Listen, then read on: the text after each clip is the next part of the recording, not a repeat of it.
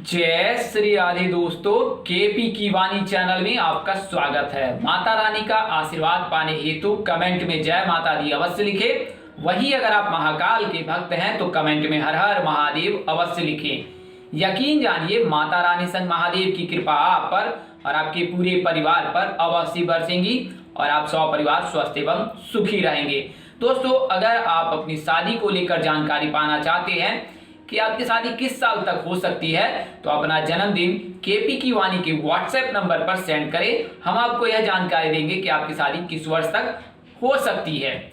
वहीं ऐसे जातक जिनकी शादी में अड़चने आ रही है, शादी तय होने के बाद टूट जा रही है या किसी न किसी वजह से व्यवधान आ रहा है और आपकी आयु 25 वर्ष से अधिक है, 30 वर्ष से अधिक है, तो अब आप केपी की वाणी से संपर्क कर अपनी शादी से संबंधित सभी प्रकार की जानकारी प्राप्त कर सकते हैं। इसमें आपकी शादी कब होगी, कहाँ होगी, कैसे होगी, किससे होगी, किस दिशा में होगी, कितनी दूरी पर होगी, किस नाम से होगी, किस राशि से करनी चाहिए, जीवन साथी का रंग रूप स्वरूप स्वभाव और उनका करियर कैसा होगा, आपका करियर कैसा होगा। अगर आप लव मैरिज करना चाहते हैं तो माता पिता की सहमति मिलेगी कि नहीं मिलेगी, ससुराल में घर द्वार कैसा होगा, सास ससुर का स्वभाव कैसा होगा, पति कितना पढ़ा लिखा होगा, पत्नी कितनी पढ़ी लिखी होगी, सरकारी नौकरी वाला होगा, रोजगार वाला होगा, कारोबार वाला होगा या निजी कंपनी में कार्य करने वाला होगा। ये तमाम तरह की जानकारी आप संतान योग, राजयोग, भाग्य योग, ये सभी जानकारी जो है आप हिंदी में विस्तार पूर्वक प्राप्त कर सकते हैं। इसके लिए मामूली शुल्क ली जाती है जिसे आप मेहनताना समझ सकते हैं।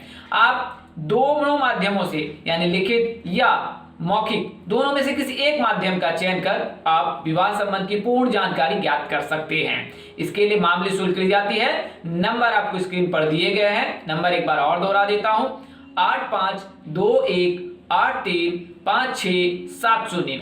वहीं ऐसे जातक जिनकी शादी तय होने वाली है या तय हो चुकी है उन्हें मैं सलाह दूंगा कि आप अपनी कुंडली मिलान अवश्य करा लें। इससे आपको विवाह उपरांत वैवाहिक जीवन की संपूर्ण जानकारी ज्ञात हो जाएगी कि आपका वैवाहिक जीवन कैसा रहने वाला है। आपने ऐसा देखा होगा कि अक्सर दंपत्ति के बीच अनबन बनी रहती है, उनके बीच जो है सामंजस्य नहीं बैठता है। तो ऐसा क्यों होता है तो आपको बता दें कि शास्त्र अनुसार से नारी दोष और भकुर दोष लगने पर इस तरह की परेशानियों का सामना करना पड़ता है।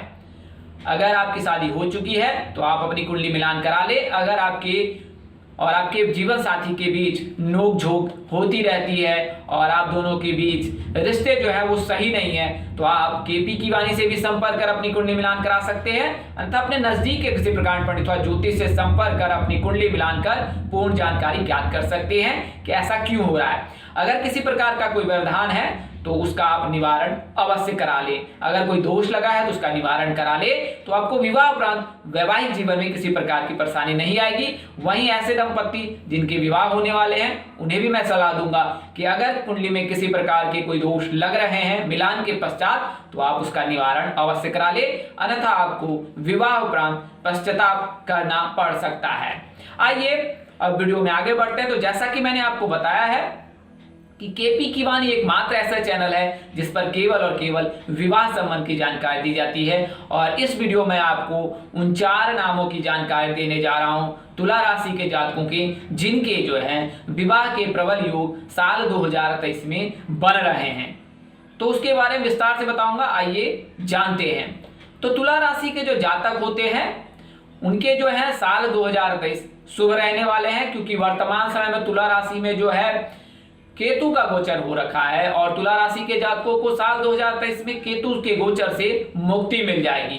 तुला राशि के जो जातक हैं उन पर जो है जब गुरु का राशि परिवर्तन होगा तो गुरु जो है वर्तमान समय में मीन राशि में है और साल 2023 में 22 अप्रैल को मेष राशि में प्रवेश कर जाएंगे और जब मेष राशि में प्रवेश करेंगे तो तुला राशि के जातकों की कुंडली के सप्तम भाव पर इनकी दृष्टि रहेगी। आसान शब्दों में कहें सप्तम भाव पर जाके विराजमान हो जाएंगे तो तुला राशि के जातकों के फिर योग बनने लगेंगे। आपको बता दें कि गुरु जो है वो लड़कियों के शादी के कारक माने जाते हैं। अगर लड़कियों की शादी की शीघ्र नहीं होती है तो उन्हें गुरुवार का व्रत करना चाहिए। गुरुवार का व्रत करने से जो है तुला राशि के जातकों के विवाह के योग बनने लगेंगे। आइए मैं आपको पहले कुंडली से संपूर्ण जानकारी देता हूं। इसके अलावा मैं आपको जन्मदिन से भी बताऊंगा, इसके अलावा हस्तरेखा से भी बताऊंगा। इस वीडियो में आपको पूरी जानकारी दूंगा। तो पहले आपको कुंडली से बताता हूं। तो कुंडली में 8 ग्रह हैं, 4 शुभ ग्रह हैं, 4 अशुभ ग्रह हैं। शुभ ग्रह बुध, गुरु, शुक्र, रवि, चंद्र को कहा गया है। अशुभ ग्रह मंगल, राहु, केतु और शनि को कहा गया है। शनि के रहने पर अगर आपकी कुंडली के जीवन साथी के भाव में जो है अगर शनि उपस्थित है तो घर परिवार, जान पहचान या मध्यस्थ व्यक्ति के चलते शादी में बाधा आएगी और आपकी आयु जब 30 वर्ष की हो जाएगी उसके पश्चात ही विवाह के योग बनेंगे। अगर कुंडली के जीवन साथी के भाव में अगर केतु उपस्थित है तो गुप्त शत्रु के चलते जो है विवाह में बाधा आती है और विवाह 30 वर्ष के पश्चात ही योग बनते हैं। वहीं केतु के रहने पर गुप्त शत्रु के जो प्रभाव है उसको दूर करने के लिए ओम पूर्वकम बुखाय पंचमुख हनुमति टम टम टम टम टम सकल शत्रुहैं स्वाहा इस मंत्र का आप जाप रोजाना करें, कम से कम 11 बार या 21 बार। इसके अलावा जो है सूर्य के रहने पर 27 वर्ष से विवाह के योग बनते हैं। अगर सूर्य पर किसी पापी ग्रह, अशुभ ग्रह यानी मंगल, राहु, केतु, शनि की दृष्टि ना हो।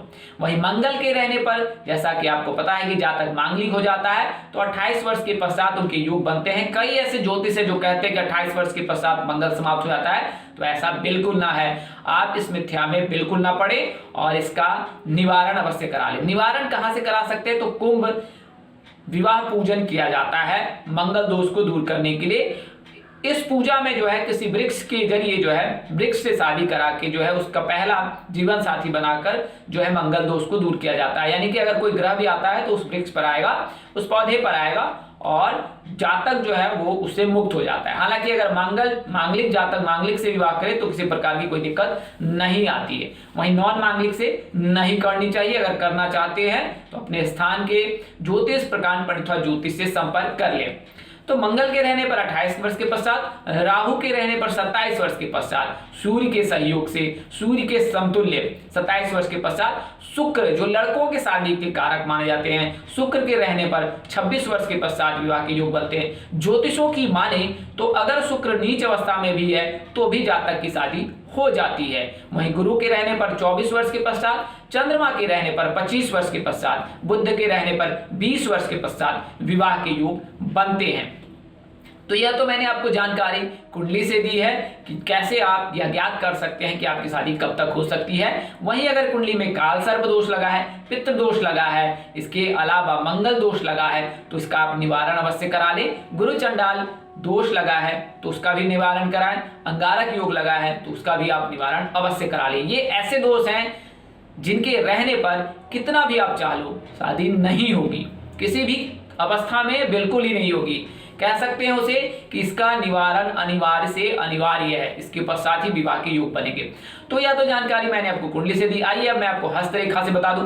तो हस्तरेखा तो आप यह देख रहे हैं, ये हथेली, ये छोटी उंगली के जो नीचे है ये जीवन रेखा, विद्या रेखा और ये हृदय रेखा। हृदय रेखा और छोटी उंगली के बीच जो ये रेखा है इसे विवाह रेखा कहा जाता है। तो जब विवाह रेखा धुंधली हो तो विवाह में देर होती है। अगर विवाह रेखा उभरी हो, अगर कलाई और हृदय रेखा के मध्य 2 रेखाएं हो और जो ज्यादा उभरी हो वो रेखा विवाह रेखा कहलाती है। कई अन्य रेखाएं भी है तो वो आपके प्यार को दर्शाता है कि आपके जीवन में कितने जीवन साथी का योग है। तो विवाह रेखा जितनी भी उभरी रहे उसके विवाह के प्रबल योग बनते हैं। हाँ, हृदय रेखा के समीप हो तो शीघ्र शादी होती है। वहीं बुध पर्वत के समीप हो तो शादी में देर होती है। अगर वृद्धा मध्य अवस्था में हो यानी बीच में हो, अगर हृदय रेखा और बुध पर्वत के बीच में हो तो फिर विवाह 25 वर्ष के पश्चात, अगर बुध पर्वत के समीप हो तो 25 वर्ष के पश्चात और हृदय रेखा के समीप हो तो 25 वर्ष से पहले विवाह के योग बनते हैं। तो आप ऐसे भी जानकारी ज्ञात कर सकते हैं, हृदय रेखा और बुध पर्वत के बीच जो विवाह रेखा उपस्थित है उससे भी यह ज्ञात कर सकते हैं कि आपकी शादी कब तक हो सकती है। उसके अलावा मैं आपको जन्मदिन के हिसाब से बता दूं कि अगर दिन के अनुसार से बात करें, शनिवार के दिन जन्म लेने वाले जो जातक होते हैं उनके विवाह के योग प्रबल बनते हैं। यानी ज्योतिषों की माने तो शनिवार के दिन जन्म लेने वाले जातकों की शादी के योग महज 17वें वर्ष से बनने लगते हैं। और वहीं अगर आप कुंभ राशि के जातक हैं तब तो और भी प्रबल योग बनते हैं कुंभ राशि के जातकों के।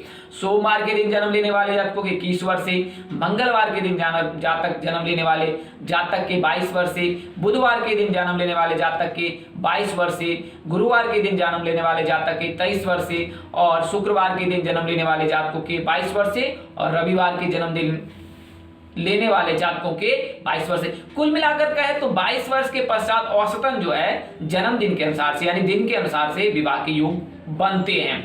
तो यह तो जानकारी मैंने आपको हस्तरेखा, जन्मदिन और कुंडली से बताइए। आइए अब मैं आपको तुला राशि के जातकों के कैसे योग बनने उसकी जानकारी देता हूं।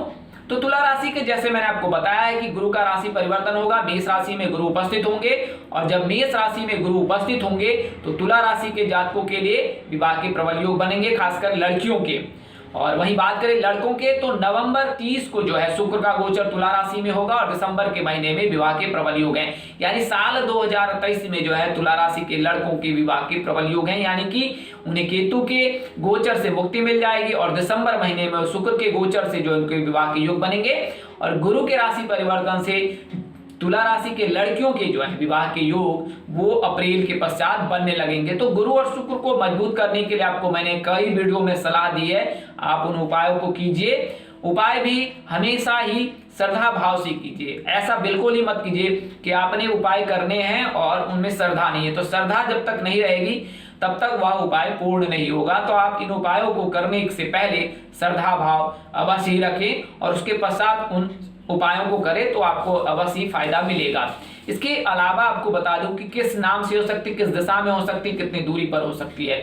तो तुला राशि के जातकों की जो है आग्नेय कोण यानी दक्षिण पश्चिम दिशा, यानी दक्षिण में या तो पश्चिम में, इन दोनों दिशाओं में अगर आप जीवन साथी की तलाश करते हैं तो फिर विवाह के प्रबल योग बनते हैं। यानी कि उस दिशा में जो है रिश्ते मजबूत होने के या रिश्ते तय होने के प्रबल योग रहते हैं। कुल मिलाकर कहे तो आग्नेय कोण में तुला राशि के जातकों के विवाह के योग बनते हैं। बात करें नाम की तो कुंभ राशि के जातक, एस नाम के जातक, जी नाम के जातक, सिंह राशि के जातक, एम नाम के जातक, और इसके अलावा सिंह राशि के अलावा जो है कन्या राशि के जातक से भी तुला राशि के विवाह के योग बनते हैं। यानी कि इन राशि के जातकों से विवाह के योग रहते हैं और इनमें से किसी एक जातक के साथ आप परिणय सूत्र में बन सकते हैं। बात करें दूरी की तो दूरी आपको बता दें कि अगर आपके जीवन साथी के भाव में तुला ही उपस्थित है तो 200 किलोमीटर, मकर ही उपस्थित है तो 200 किलोमीटर, वहीं अगर कन्या है, इसके अलावा मिथुन है और मेष है तो 80 किलोमीटर, सिंह है, वृषभ है, वृश्चिक है तो 90 किलोमीटर की दूरी पर होगी, अगर कुंभ है तो 90 किलोमीटर की दूरी पर। तो ये दूरियां जो 0 से लेकर 90 किलोमीटर के बीच है, 0 से लेकर 80 किलोमीटर के बीच है और 0 से लेकर 200 किलोमीटर के बीच है। इस दौरान जो है या इतनी दूरी में जो है आपकी शादी हो जाएगी। तो यह तो जानकारी मैंने आपको तुला राशि के उन जातकों की दी है जिनके विवाह के योग साल 2023 में 100% बन रहे हैं। इस तरह की यानी वीडियो देखने के लिए केपी की वाणी के साथ बने रहें। एक नए दिन एक नई जानकारी लेकर आपके समक्ष हाजिर रहूंगा। तब तक के लिए मुझे इजाजत दे। आप जहां रहे मस्त रहे, स्वस्थ रहे, व्यस्त रहे। माता रानी की असीम कृपा पर बरसती रहे। परमपिता परमेश्वर आपको सद्बुद्धि, सद्मार्ग और आगे बढ़ने की शक्ति दे। अगर आप कुछ सलाह अथवा परामर्श देना चाहते तो अवश्य दे। आपके सलाह और परामर्श का बेसब्री से इंतजार रहता है और उन सलाह का अवश्य ही पालन किया जाएगा।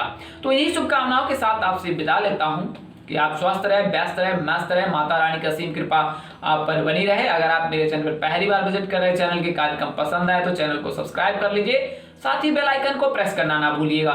माता रानी के पास आपके चेहरे पर हमेशा मुस्कान बनी रहे। नमस्कार, जय श्री राम दोस्तों, जय श्री कृष्णा, जय माता दी, जय वाहिगुरु।